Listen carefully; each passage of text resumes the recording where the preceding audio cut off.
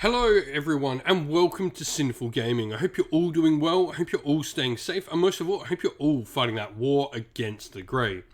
Today's video, we're going to take a look at Conquest: The Last Argument of Kings, and this video is going to be aimed for anyone looking to get into the game or understand a little bit more about each of the factions. In today's video, we are going to do a brief look and a brief description of every single faction within the Conquest: The Last Argument of Kings at the time of this recording. That would be the 7 factions. Obviously, we have the 8th, and we'll probably update this video with the 8th faction and when that comes out at the start of next year, which is the Sorcerer Kings. But to begin with for this video, the first one of these factions that we're going to talk about is going to be the 100 Kingdoms. The 100 Kingdoms are our sort of, I guess, standard human force within the game. Now, the 100 Kingdoms get their name because they are a divided force. There is, well over 100 kingdoms. There's just probably 100 sort of dominant ones, or it's a rough estimation. It's sort of a, something you used to say as a description of how many kingdoms there are. Some rise, some fall all the time.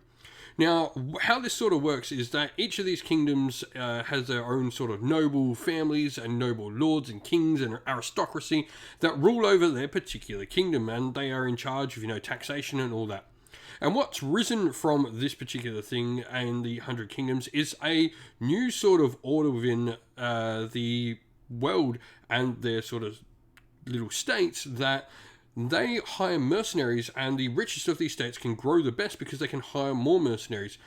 Being a soldier or being a mercenary with the men-at-arms that sell their swords within this type of kingdom that the 100 Kingdoms is, if you could call it a kingdom, is sort of how they go about. You're able, if you're a really rich king, you're able to expand your borders and sort of incorporate smaller kingdoms, take over smaller kingdoms, and broker alliances, and that's so much better because you have this power to buy this manpower.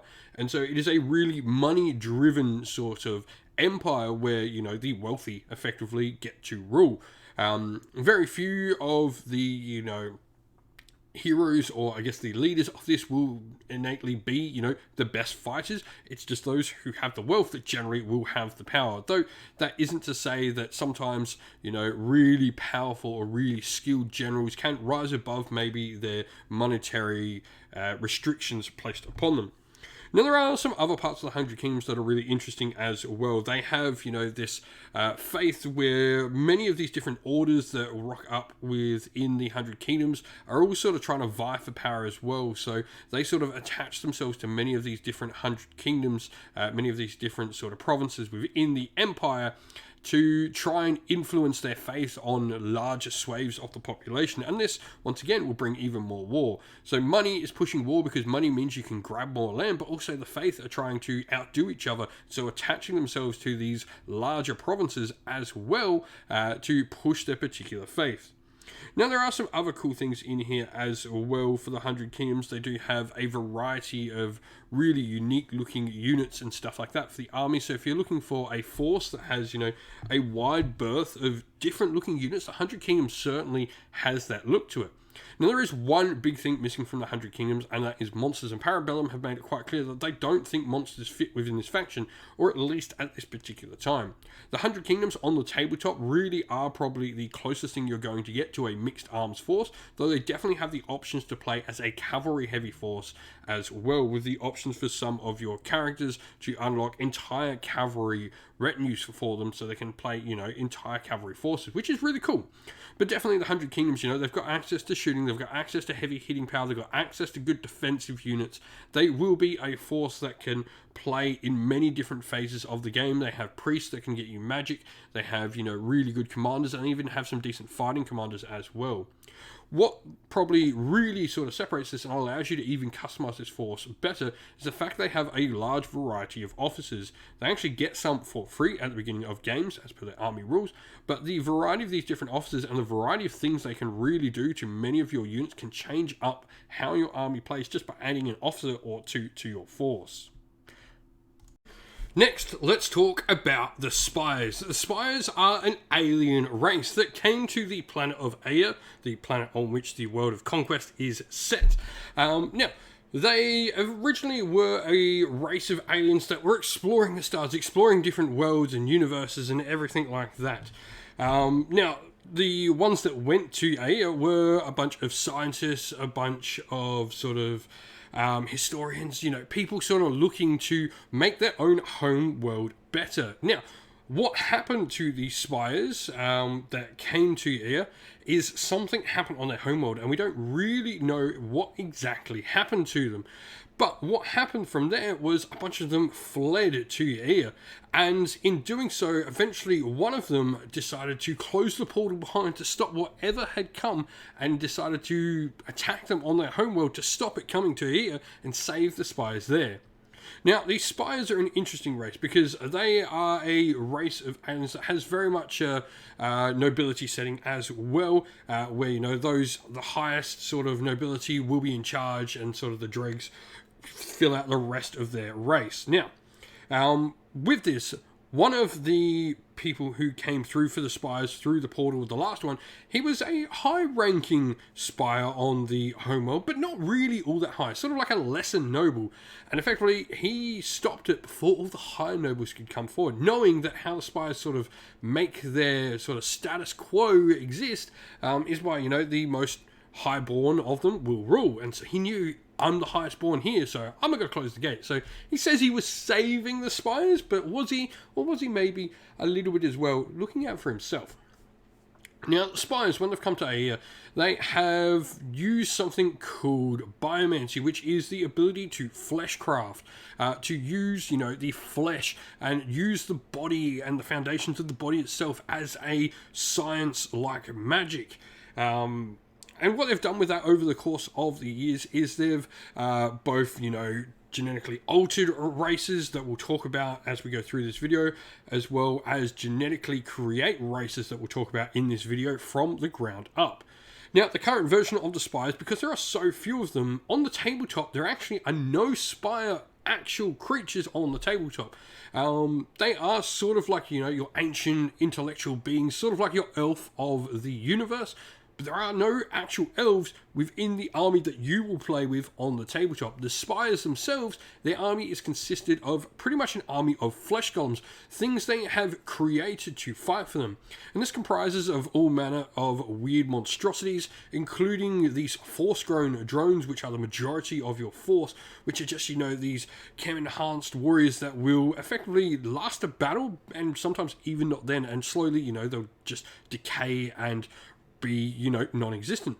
But they also include things like avatars, where some of their highborns can effectively link up to these flesh golems and sort of control them on the battlefield, enabling them to fight on the battlefield but not have to put themselves in harm's way. Now, on the tabletop, these Spies have a rule called decay that is really something that sort of plays in with a lot of things. The Spies generally have their units where they can supercharge many of them, but at risk of decaying, of hurting themselves quite significantly.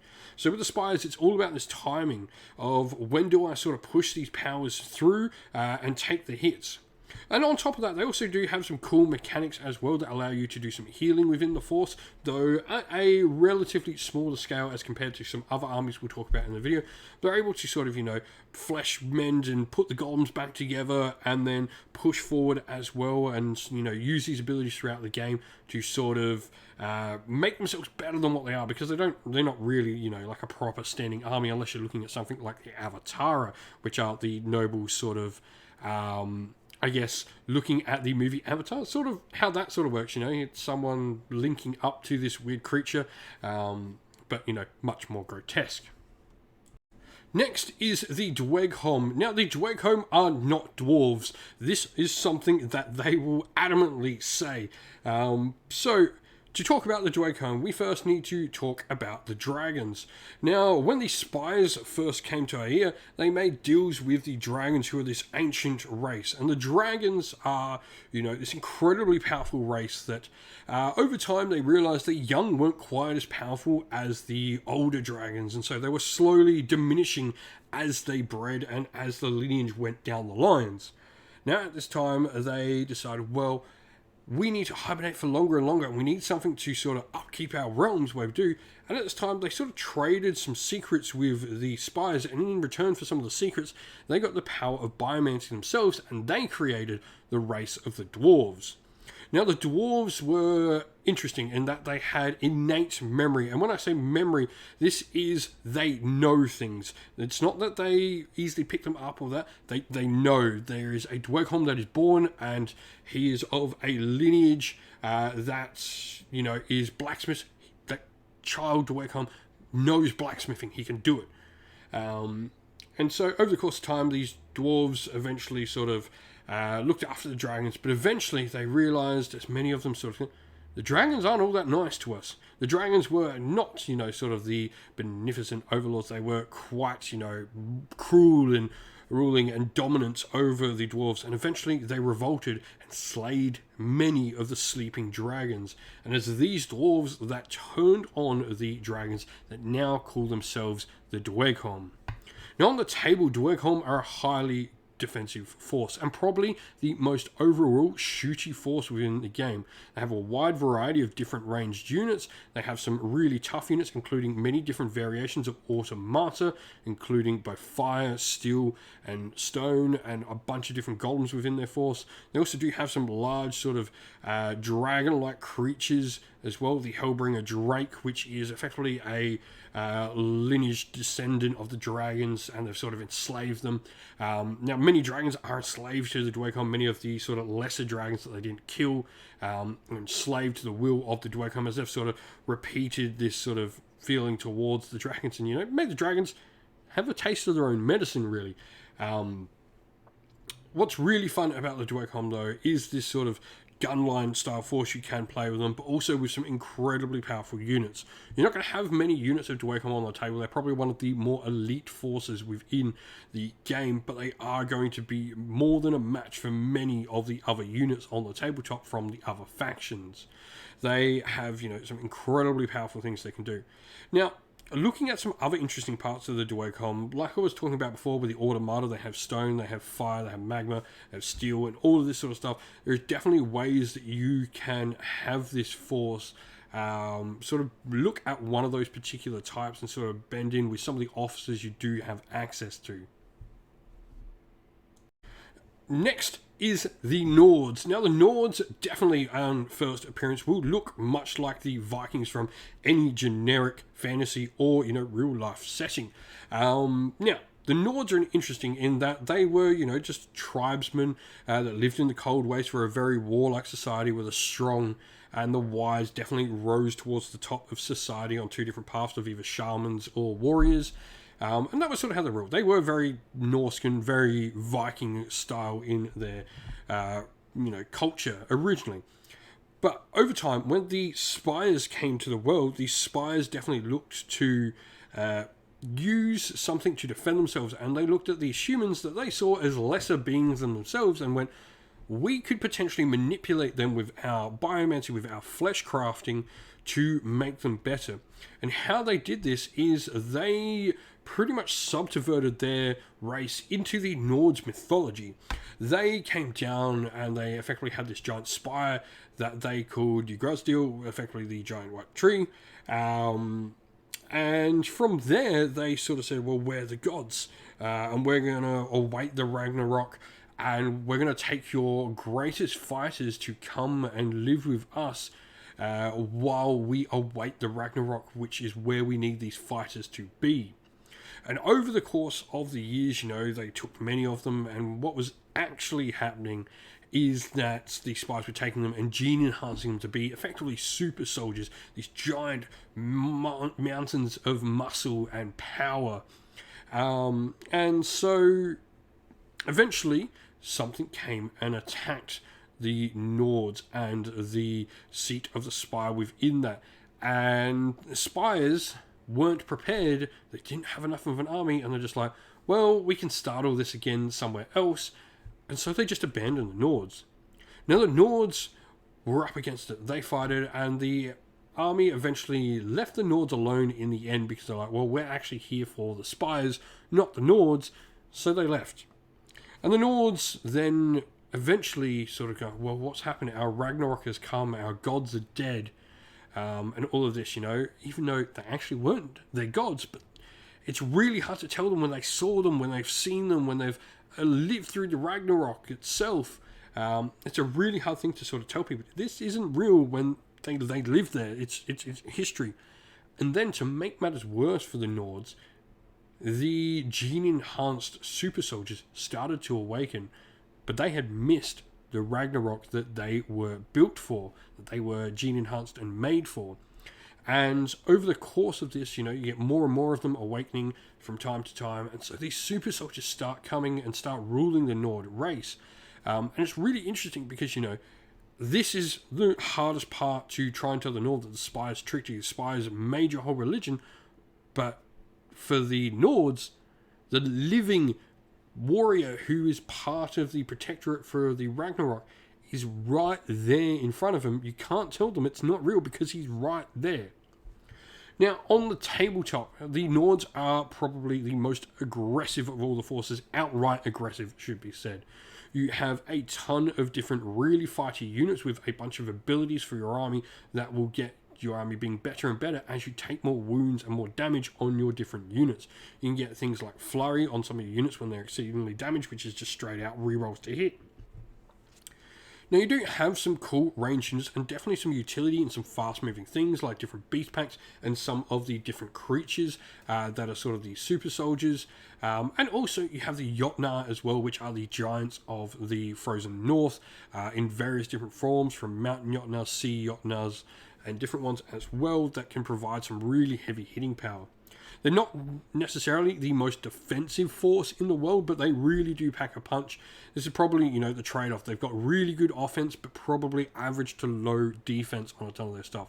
Their characters generally are built for really good at challenging. They'll generally, outfight most characters in other games and other forces, which is really good for them. It just gives you this hyper-aggressive force that you can play around with that's not without its tricks, though. And next, we have the Wadrun. And of course, we're going to start by talking about the Spies again, because the Spies are pretty much responsible for 99 out of 100 problems in a... So, what the Wadrun are they're the next stage of the Spies looking to create something. And this particular type of Spies, they went and they go, well, we're going to start from scratch with this. We're not going to use a livestock that already exists on the planet. We're not going to use humans or something like that, like they did with the Nords. We're going to create them. And this took a process of time. The Spies really struggled to give them, I guess, true sentience, really struggled to make them an independent army to protect them. They would, work and they would be, sort of mindless sort of golems, I guess, flesh golems at this point, but not to the point of the decrepifying, decayed ones that we see. They were, these weird things. But for some reason, over the course of this time, and the Spies really don't know what, something happened to a very few of them that gave them that spark of intelligence. These creatures that they were creating, this spark of intelligence in just this few of them, and these became known as the Primes, the Wadrun Primes. Now, over the course of the time with the Wadrun Primes, the Wadrun really started to flesh out, and more of them began to get this spark within them, but nothing quite so amazingly brutal as these Primes. But definitely, once the Primes were sort of there, they were able to make more of the Wadrun, and the Wadrun were becoming this sort of self-sustaining sort of civilization in their own right. They were able to breed and stuff like that within themselves. Effectively, it became a type of creature, a type of race within a year. Now, this particular spy group, at this time, the Spies and the Dwegon were not best friends, and the Dwegon came to attack the Spies. The Spies obviously started to defend themselves, and by doing this, they threw the Wadrun out there. First of all, because why send our own troops in when we can send this race that we've specifically made for this purpose? And it was not going well. The Spies were fleeing as the Wadrun were getting beaten down by the Dwegon forces that wanted nothing more than to tear down the Spies. Now, the Wadrun eventually did manage to break through the Dwegon's lines as multiple of their Primes gave their lives, and a single Prime led the Wadrun out into the wastes of Aya, where they would found their civilization.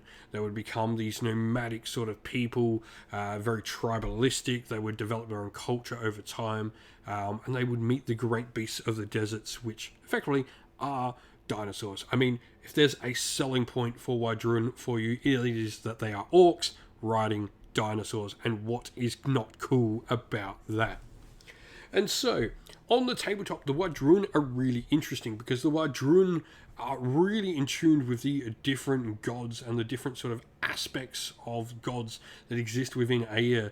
Many of them devote themselves to different sort of cults of death, famine, conquest, and all of that over the course. But what they do in game is that they have this chant mechanic where effectively you will try and build up chant of death, of famine, of conquest. And it's really important the timing of your activations of miniatures, and they add things to your chart count. And over time, you'll try and unleash these big chants that give you bonuses within your force. So the orcs and the Wydrun, the orcs, Wydrun, same thing. They will, chant, and they'll build up these chants, and effectively you want to reach these crescendos to unleash these more powerful abilities. So it's all about timing and the activation, and this really does start in the army building part of your force. Now, the Wydrun are definitely more aggressively focused, more combat focused. They've got some really powerful beasts, but they also have some really fast moving pieces as well.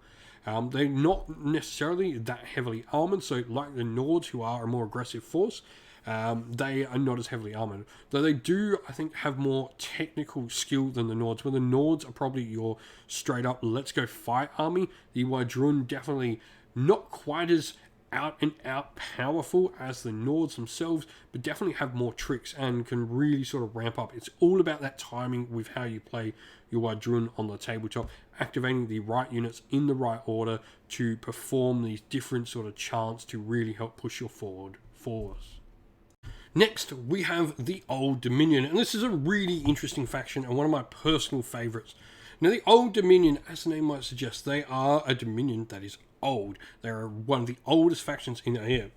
Now, how they originated was they were this bunch of sort of human tribes that eventually were, during the long winter of the world, were, struggling to stay alive, struggling to fight off, and eventually they were saved by going into this cave system and finding this sort of being that was creating warmth and sustaining them.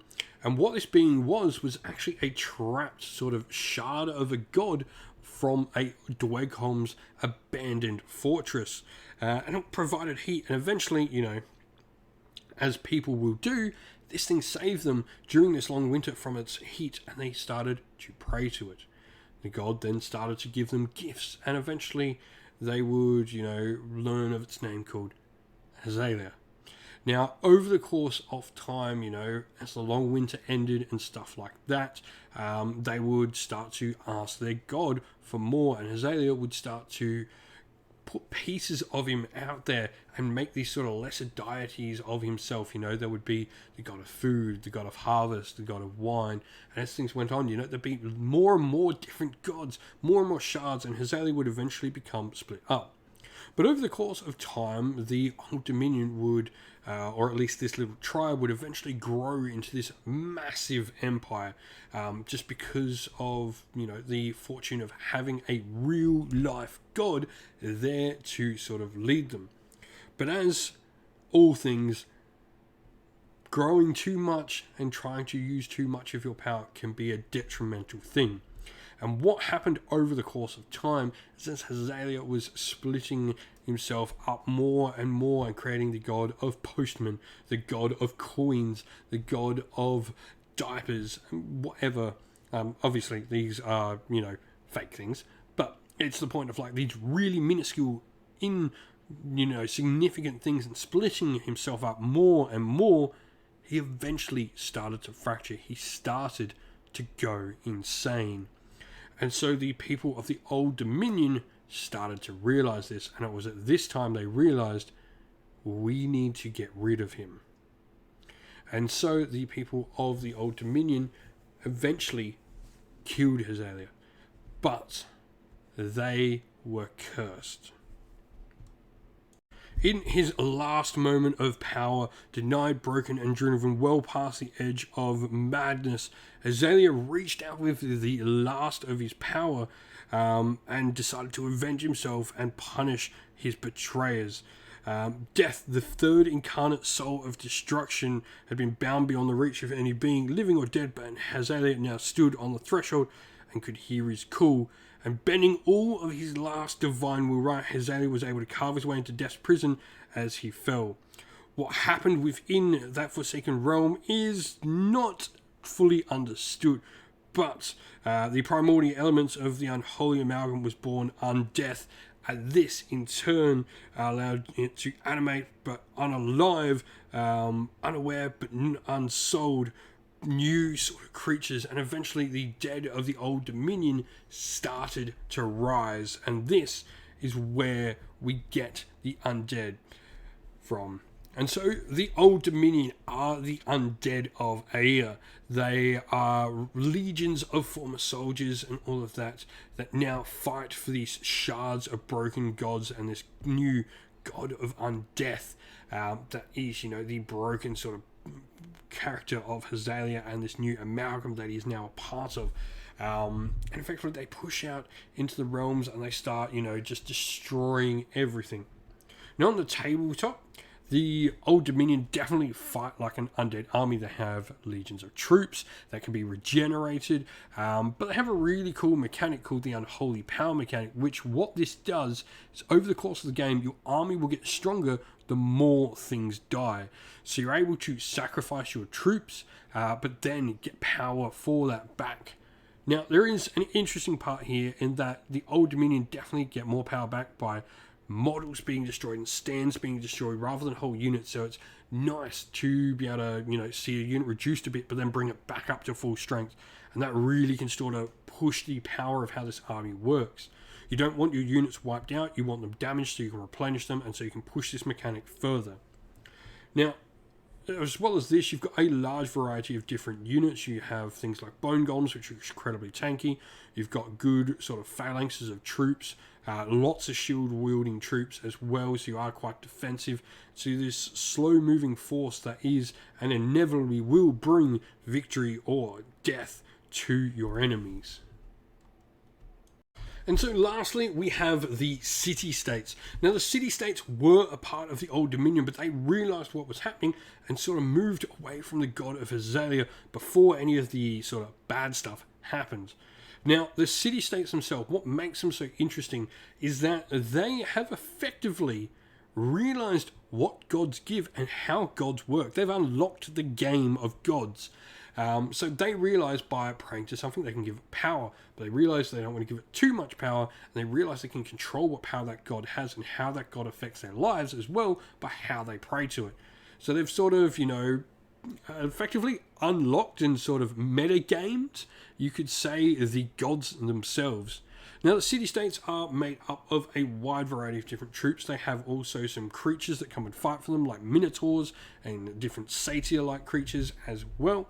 But also, they have a technological sort of part to their design and to their force, which is the clockwork mechanisms of their world. They have many soldiers who lose limbs to have them replaced with clockwork sort of replacements, these sort of crude mechanical replacements, but crude is maybe a little bit harsher word. They are very finely crafted, and they also, will build entire regiments of clockwork infantry and clockwork creatures to life.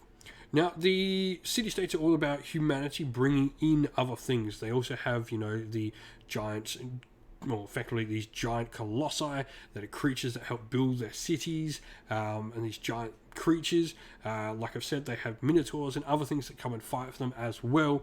They're humanity that's not afraid to have the different creatures come into their faction.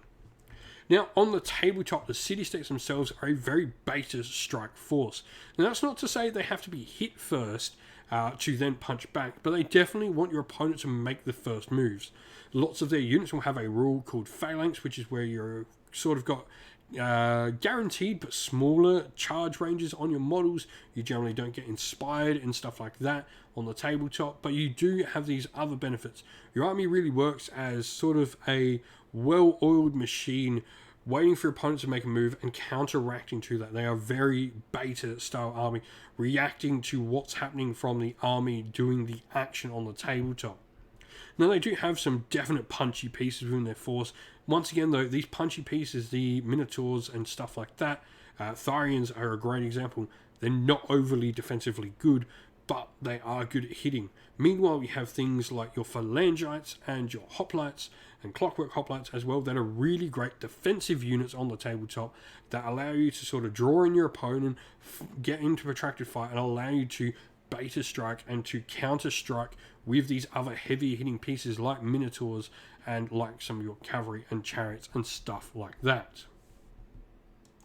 And so that's the end of the video. We hope you enjoyed it. If you did, please don't forget to leave a like and subscribe to the channel down below. And also, don't forget to drop a comment down below letting us know what you enjoyed about the video. If you'd like to come chat more with me and other members of our great little community here at Sinful Gaming, we have a Discord server that's linked down in the video's description. Also linked down in the video's description are the best ways to help support the channel. Either by grabbing yourself some channel merch, either through our Ko-fi or Teespring stores, or by supporting us directly via Patreon and YouTube members. As a special thank you to everyone who does support the channel via Patreon and YouTube members, we'd like to give you all a shout out. So thank you to our Patreons, Christian Weir, Soren, Kenny Lyle, Outer and Shot First, Andrew Bowen, Cure Dynamic, JJ Austrian, Average War Gamer, Domir, Mark Harvey, James Cater, Benjamin Swallows, Red Martin, Iron Grinch, Colorblind Magic, Grimscold, and Andy C. And to our YouTube members, Green Roots Gaming, Ronya, Lockloric, The Johnny84, Broken Chef, Ariana Edwards, Revan R, Pink Nuka Fire, Robin Mankiller, Monty's Tabletop Terrain, James Tillman, Disco, and John Castle.